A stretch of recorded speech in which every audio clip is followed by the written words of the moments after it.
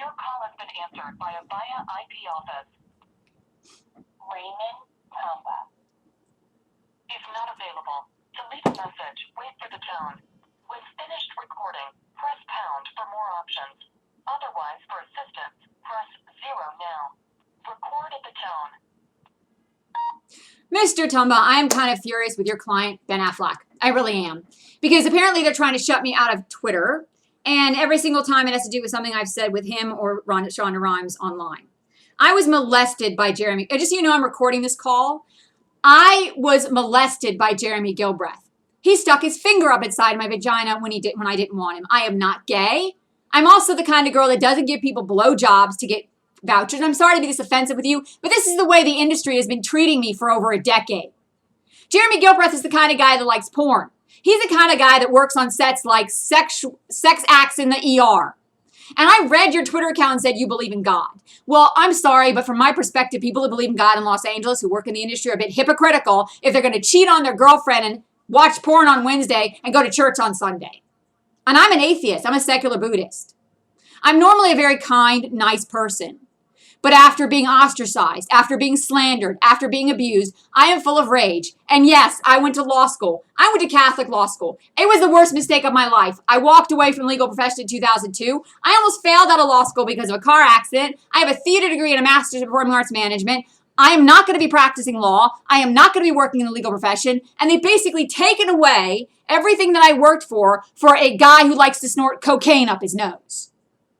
And likes to cheat on his girlfriend, who he got pregnant, because I guess he couldn't put on a condom, married her after he got pregnant, and I'm the one being treated like I had the bad behavior and I'm the problem.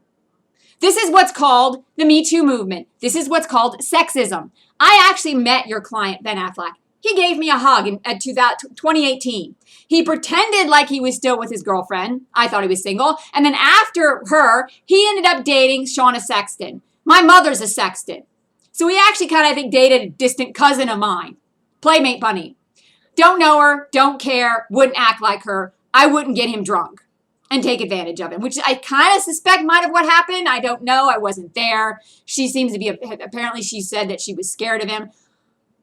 I didn't know Ben Affelck had a drug problem until I met him. I didn't know he had anything to do with Africa. And it turns out I'm 1% Congolese.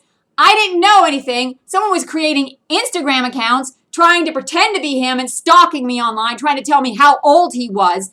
Chris Moore, who is the producer of Good Will Hunting, is from a small town in Maryland. My family grew up on the Eastern Shore of Maryland. I did not.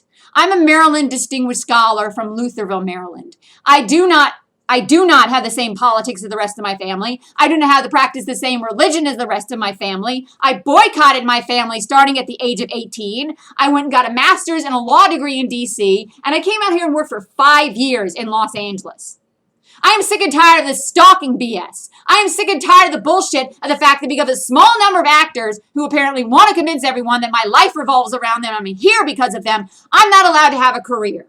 That I have spent 10 years sick and miserable with an autoimmune disease while my union has been treating me like I'm a liar and a fraud, that I didn't really go to law school, that I really don't have a theater degree, that I have no right whatsoever to be SAG AFTRA, even though I worked for 5 years for that. And because I apparently need to understand that I need to go to an institution because Jason Winston George, Mr. I Love the Bible, says that, oh wait, he believes that disability people should know about the experience of running and the effect on the brain, when I can't run because I had a car accident in 97 and a disability panel.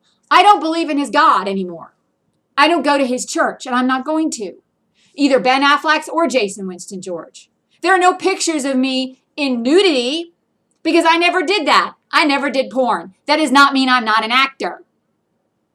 It means actually that I have more credibility as a nice person than some of the actresses in this town who spread their legs to get what they want. I wouldn't do that. And I am sick and tired of being treated as though I'm one of those women. And I am sick and tired of someone trying to shut off my Twitter accounts because I'm actually being bluntly honest about the fact that I am not that kind of girl. That I would rather be alone than be with the wrong guy. And frankly, if Ben Affleck wanted to date me, he'd have to have a drug test. He'd have to have a STD test because I don't have any STDs. I've already had an STD scare. And one of my friends in college died of AIDS. So there's no way in hell any guy's coming near me unless he has the tests. Period. I have been celibate since 2006.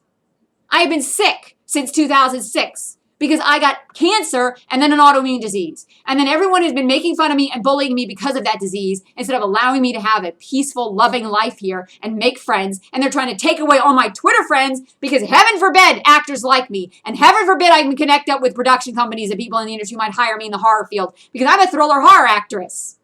Casting About was following my Twitter account. No, we got to shut those off. Make sure nobody knows that she knows them. This is destroying my life, and I don't think it's going to help Ben Affleck or anybody else. Really. At all. But then Ben Affleck has lots of money, and he probably doesn't give a rat's ass.